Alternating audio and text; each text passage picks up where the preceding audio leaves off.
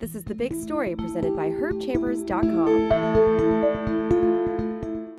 I'm Eric Moskowitz for the Boston Globe. Here in Boston, we're outside where it has warmed up to 10 degrees after 1 o'clock at Logan Airport, where the weather for much of the early morning was at 0 and below, a prolonged -2 degrees. It got as cold as -22 in the town of Orange. At the Blue Hill Weather Observatory, it got to -7, the coldest it has been in 6 years. It's the kind of cold where even being outside for a few minutes with exposed skin makes you feel like you ache for hours afterwards.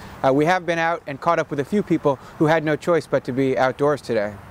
Well, I've been doing this for 22 years, so it's a lot of mind over matter, and one step at a time, and I think warm, happy thoughts.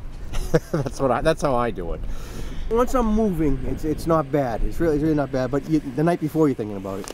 I'm thinking like last night. I'm saying, oh, tomorrow's gonna be, tomorrow's gonna be awful. But once you start moving, the key is just try to keep moving. Take your breaks at the end, and if you need to stop, though, you feel something, you feel like you need to stop, you have to just stop and get into the warm air. This cold weather today has caused an extraordinary number of inconveniences, but fortunately no tragedies. Elsewhere in the East Coast, there are a couple of reports about people freezing to death. We've had nothing like that in Massachusetts, according to the Massachusetts Emergency Management Agency. What we did have, especially this morning with the commute, were thousands, even tens of thousands of people waiting outside at cold commuter rail stops, orange line stops, even bus stops waiting for MBTA service that either showed up late or in some cases didn't show up for more than an hour, with several broken down trains.